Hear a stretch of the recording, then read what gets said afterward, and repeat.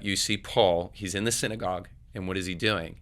It says that he's reasoning daily with the Jews in the synagogue, which means he's making a defense for the faith. He's doing cultural apologetics. And people should know this too about the synagogue. The synagogue was not just the place where they discussed high, lofty theological ideas. It was also the place where they discussed current events and civic issues that were going on in their society and tried to provide Jewish answers to some of these things. And so Paul shows up and he comes in with a radical new doctrine called Christianity, the resurrection of Jesus, and he's giving them intellectual bases by which he believes what he believes. And then as he's doing that, the next day he goes out into the marketplace.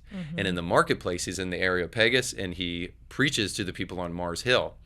And what's interesting to me is he doesn't preach the gospel to them.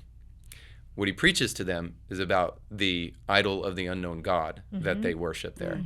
And what he essentially says to them is, you guys are searching around for a God, and this unknown God that you're searching for beyond this pantheon of gods that you guys believe in, these Roman pantheon of gods, is the one true God who is your creator, who made you.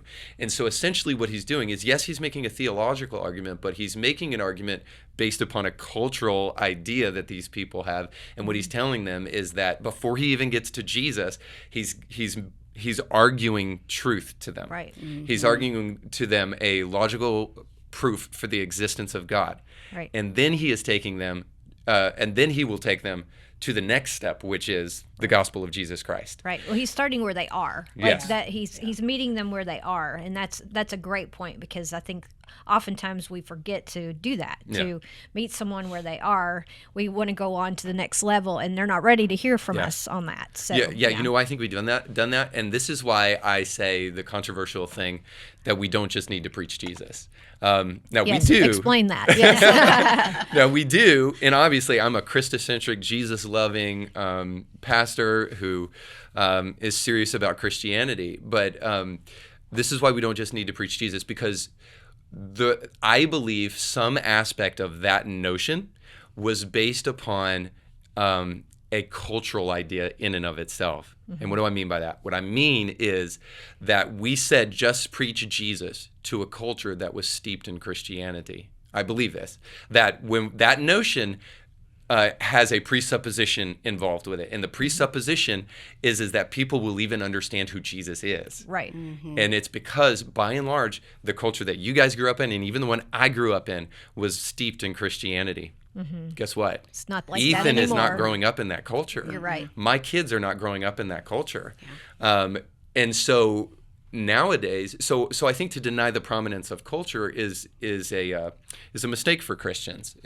So we need to be able to step aside from the presupposition of Christianity and realize we are living in a post-Christian nation. Right. That's where we are in America today. And to just say preach Jesus assumes that people will even know who the Jesus is that you're talking about. Right. We need to, and so now we have a privileged standpoint as Christians because we have a historical book that comes from a pre-Christian nation. And I would say that we need to get back to that pre-Christian nation and quit assuming that people even understand anymore what we're saying when we say the word Jesus to them anymore. I really do think that doesn't mean to treat people like they're stupid, but it means to realize that we're dealing with a different culture now. Yes. And what that means is that to meet people where they are means that we're going to have to teach things to them and appropriate the culture in a way that helps them understand the necessity of truth before we can even talk to them about the truth of the gospel in many cases. You can catch brand new episodes of Indie Thinker with Reed Huberman every Monday and weekly bonus episodes to keep you thinking throughout the week. But you have to subscribe and click the bell to be notified when new episodes drop. If you enjoy this content, make sure to like this video and share it with friends.